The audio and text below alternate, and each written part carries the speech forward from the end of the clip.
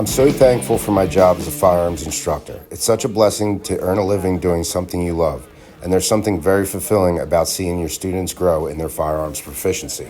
Of course, the student I take the most pride in is my son. Due to both our busy schedules with me at work and him in the academy, we haven't got together as much as I'd like to. Finally, this weekend we got in some good quality time, and since it's been a while for him, we started out with a warm-up with the basics. Draw fire 1 from 5 and 20 yards. In the beginning, we used the timer as just a starting point. Not really focused on speed yet, I wanted him to worry about his mechanics, a good grip, and high accountability for his accuracy. After building his confidence with draw fire 1s, we moved right into controlled pairs, making sure to get a good sight picture for each pull of the trigger and then one at the follow-through. For the warm-up, I used B8 targets to accentuate the fact that we're looking for accuracy and proficiency of mechanics over speed at this point. Speed will come. Noting no glaring deficiencies, we moved right into hammered pairs, which is one sight picture for every 2 pulls of the trigger at 5 and 20 yards. I noticed here that he was being displaced slightly to the rear. I cautioned him to use a more aggressive stance, pushing his weight forward, which would help him to recenter during his splits without much effort for the faster drills we had coming up. After doing pretty well at the hammered pairs, both at the 5 and the 20-yard line, it was time to move into the more aggressive doubles drill. While it's one of my favorite drills, it's also my arch nemesis. This drill will quickly unmask any deficiencies you have in grip, stance, or recoil management. I had him run this one several times.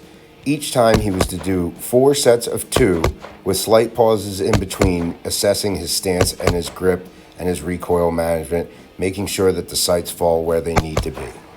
I made him do this drill over and over again until all of his pairs through the whole magazine were inside the black at 5 yards. Then we hit some 10 in a rows.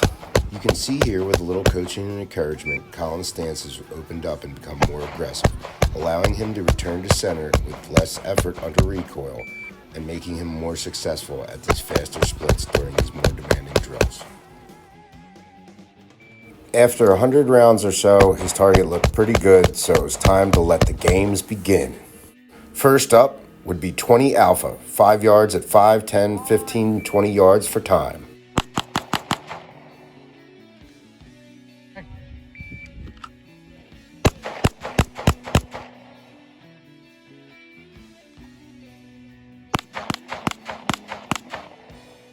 Thôi.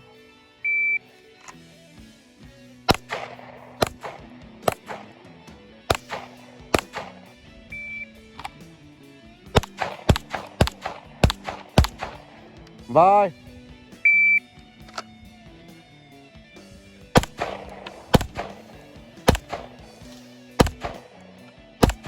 We ran the 20 Alpha twice, and I may have edged him out on speed, but he got me on accuracy. The first time I had 1 Charlie, the second time I had 2 Charlies. He had 2 clean runs, both with 20 bullets in the Alpha. Next game up, the halftime drill. That's 10 rounds at the 5, 10, 15, and 20 on the timer.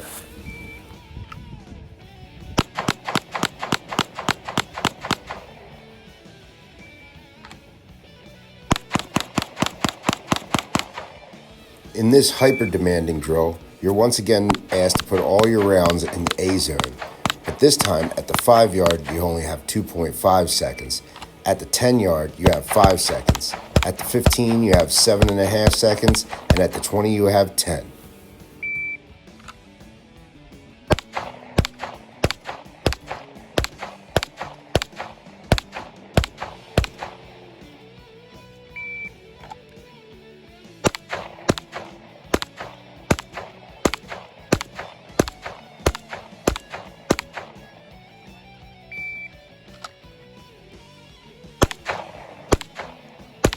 I think I got him on this one.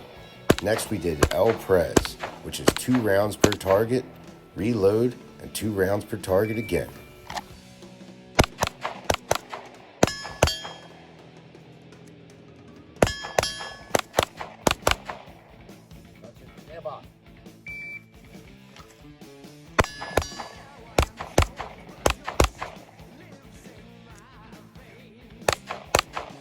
After a couple rounds at the El Prez, we did the 2-2-4-2-2 drill.